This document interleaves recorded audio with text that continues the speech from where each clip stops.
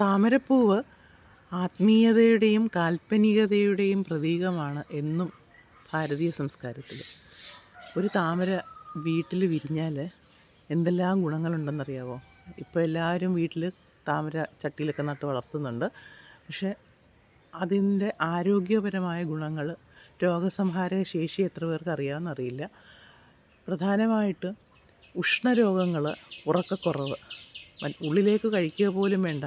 ഇതിനെ രാവിലെയും വൈകിട്ടും ഇതിനെ ഒന്ന് അടുത്ത് വന്ന് ഇതിൻ്റെ സുഗന്ധവും സൗന്ദര്യവും ഒന്ന് ആസ്വദിച്ചാൽ മാത്രം മതി ഉറക്കക്കുറവിന്. രാത്രി ഉറങ്ങാൻ പോകുന്നതിന് മുമ്പ് അല്പനേരം ഒരു താമരപ്പൂവിനെ ഒന്ന് താലോലിക്കുക, അതിൻ്റെ ഭംഗി ഒന്ന് ആസ്വദിക്കുക.